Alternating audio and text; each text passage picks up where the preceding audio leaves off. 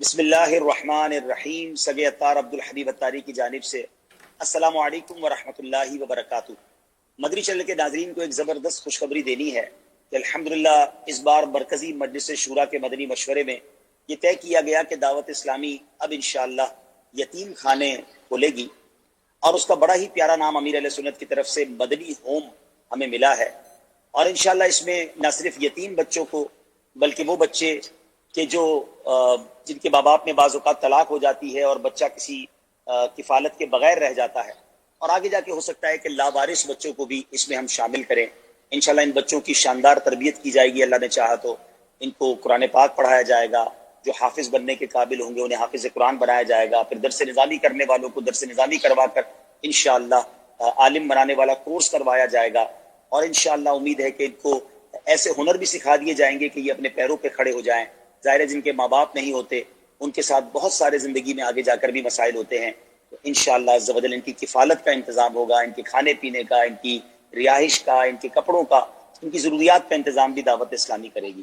تو یہ انشاءاللہ مدری ہوم کا اب سلسلہ شروع ہونے جا رہا ہے. امیر علیہ سنت سے دعا کے بھی طالب ہیں کہ دعا بھی فرما دیں، اور مدری چل کے ناظرین کو بھی یہ خوشخبری دینی تھی. اور ساتھ ساتھ انشاءاللہ اب ہم اس کے لیے جگہ تلاش کر رہے ہیں. اللہ کرے کہ جلدی جلدی ہمیں کوئی جگہ مل جائے، بلکہ ذہن نصیب کوئی تیار عمارت ایسی مل جائے جس میں ہم یہ مدنی ہوم شروع کر سکیں. اور پھر انشاءاللہ اس کی برانچز اللہ نے چاہا پہلی کراچی میں، اور اس کے بعد انشاءاللہ پورے پاکستان اور آگے جا کے بیرون ملک میں بھی اس کی انشاءاللہ ہم برانچز بنائیں گے. تو امیر علیہ سنت سے دعا کی بھی التجا ہے. مدری چینل کے ناظرین کو یہ خوشخبری بھی دینی تھی، آگاہی بھی دینی تھی، اور اللہ کرے کہ ہم سے کچھ ایسے لوگ رابطہ کریں جو اس نیکی کے کام میں ہمارے مددگار بنے. تو میں چاہوں گا امیر علیہ سنت کچھ یتیموں کی کفالت کے حوالے سے کچھ فضیلت بھی بیان فرما دیں. ماشاء اللہ، بڑا احسن اقدام ہے دعوت اسلامی کا. اللہ کرے کہ اس میں ہماری اللہ پاک مدد بھی کرے، مددگار بھی پیدا فرمائے. اللہ کے پیارے پیارے آخری نبی صلی اللہ تعالی علیہ وآلہ وسلم کا فرمان عالی شان ہے، جس نے 3 یتیم بچوں کی کفالت کی، وہ دن کو روزہ رکھنے، رات کو عبادت کرنے اور اللہ پاک کی راہ میں جہاد کرنے والے کی تنخواہ ہے. میں اور وہ جنت میں یوں ایک ساتھ ہوں گے جیسے یہ 2 انگلیاں.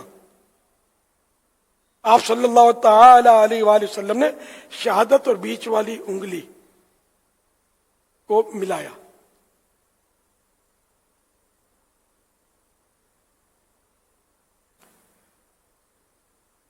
ایک اور حدیث پاک میں ارشاد فرمایا صلی اللہ تعالی علیہ وآلہ وسلم، میں اور یتیم کی کفالت کرنے والا جنت میں اس طرح ہوں گے. شہادت اور بیچ والی انگلی کی طرف اشارہ کیا، اس طرح ہوں گے.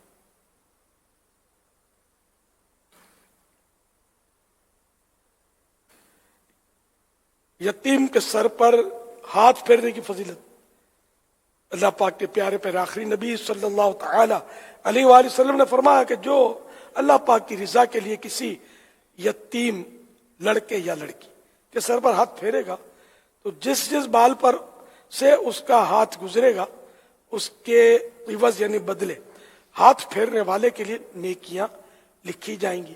اور جو اپنے زیر کفالت یتیم لڑکے یا لڑکی کے ساتھ اچھا سلوک کرے گا، میں اور وہ جنت میں اس طرح ہوں گے. پھر آپ صلی اللہ علیہ وسلم نے اپنی شہادت اور بیچ والی انگلیوں کو ملایا. یہ اس کو شہادت کے انگوٹھے کے بازو والی، انگوٹھے کے برابر والی انگلی یہ شہادت کی انگلی کہلاتی ہے، اور یہ بیچ کی، یہ 5 انگلیاں، 2 ادھر ہیں 2 ادھر ہیں، بیچ میں یہ اس طرح، یعنی اس طرح اٹھایا یا اس طرح اٹھایا یہ مجھے پتہ نہیں ہے. حدیث میں اس کا 2 انگلیاں اٹھائی. اب اس وقت کیا انداز تھا اٹھانے کا انگلیاں، لیکن بہت قرب کی طرف یہ اشارہ ہے کہ نہایت قریب ہوگا وہ یتیم کی کفالت کرنے والا، اس کی پرورش کرنے والا، سرپرستی کرنے والا، احسان کرنے والا اس پر. مفسر شہید حکیم الامت حضرت مفتی احمد یار خان رحمت اللہ علیہ اس حدیث پاک کے تحت فرماتے ہیں، وہ جنت میں میرا ساتھی یا پڑوسی ہوگا. جیسے بادشاہ کے خدام بادشاہ کی کوٹھی میں ہی رہتے ہیں مگر خادم ہو کر، ایسے ہی وہ بھی میرے ساتھ رہے گا مگر میرا امتی غلام ہو کر یتیم بچے سے کسی قسم کا سلوک ہو ثواب کا باعث ہے۔ مفتی احمد یار خان رحمت اللہ علیہ مزید تحریر فرماتے ہیں 2 انگلیوں سے مراد کلمے کی، اس کو شہادت کی بولتے ہیں، کلمے کی بولتے ہیں، اور بیچ کی انگلی مراد ہے جن میں فاصلہ بالکل نہیں۔